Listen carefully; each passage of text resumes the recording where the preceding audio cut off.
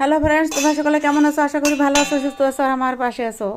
তোমাদের সকলে সুস্থতা ও মঙ্গল কামনায় আমি সকালবেলা ঘুম থেকে উঠে থালা বাসন, ঝাড়ু পোছা, বিছানা তোলা, গুছানো, তারপর কাঁচা স্নান সেরে তাতে পুজো দিয়ে আমি ওইখানে ভেন্ডি কেটে ভাজার কাছে এসেছি। কারণ সকালবেলা টিফিন লেট হয়ে যাচ্ছে।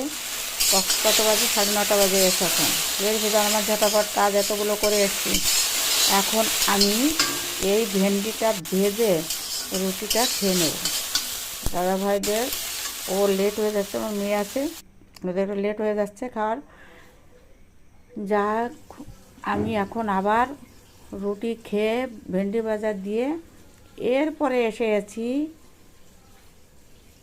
এই যে মাছগুলো দেখছো না, এই মাছগুলো গতকালের মাছ। ওই যে গাটি কচু কুকারে সিদ্ধ করে নিয়েছে 2টো সিটি দিয়ে। আজকের গাটি কচুটা অত সুবিধাজনক না, তো যাই হোক, যা পেয়েছে যা এসেছে এখন ভালো পাওয়া যাবে না, পর্যাপ্ত পরিমাণে ভালো কিছুদিন পরে পাওয়া যাবে। আর এখন আমি ওইগুলো তুলে খোসা ছাড়িয়ে নিয়েছি। তারপরে এই পাশে পটলগুলো ভাজছি। পটল এগুলো আমি আগেই কেটে নিয়েছি। এবার একবার ভোট করে দিয়েছি, তারপরে চিট করে দিয়েছি। আর কাঁচা লঙ্কা দিয়ে পটল ভাজাটা হয়ে গেছে। 2বারে উল্টা নিতে আমার পটল ভাজাটা কমপ্লিট হয়ে গেছে।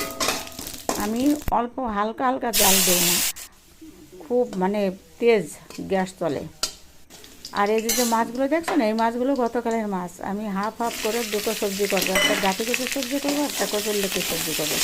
এইটা যে দিয়েছি না, কড়াই গরম করে তেল, তারপর ওই যে রসুন কাঁচা লঙ্কা দিয়ে মাছগুলো দিয়েছি। তারপর জল দিয়ে লবণ আর হলুদ দিয়ে দিলাম স্বাদ মতন, পরিমাণ মতন। এবার ভালো করে জাল হবে, ঝোলে দেবো এই কচুরলতি। 5-7 মিনিট ভালোভাবে জাল করার পরেই কচুরলতিগুলো ছেড়ে দিয়েছি। ওই পাশে হচ্ছে আর এই পাশে আবার লোহার কড়াই বসিয়ে তেল গরম করে জিরে দিয়ে এবার গাটি কচুগুলো ছেড়ে দিয়েছি। স্বাদ মতো লবণ আর পরিমাণ মতন লবণ দিয়ে ওই পাশে ভাজছি, আর এই পাশে কচুরলতির জাল হচ্ছে, নাড়াচাড়া করছি, আর এই পাশেও নাড়াচাড়া করছি। তারপরে কচুরলতি তো ওই পাশে হচ্ছে, আর এই পাশে গাটি কচু বেশ ভালোভাবে ভাজা হচ্ছে। ওর ভিতরে আবার মাছ, তারপর কাঁচা লঙ্কা ছেড়ে দিয়েছি, ভালো করে ভেজে ছেড়েছি। তারপরে এই যে আমি রেডি করে ফেলেছি, ব্যাস রেডি আমার সবজি। বাই, আজকের মতে আবার দেখা হবে অন্য ভিডিওতে।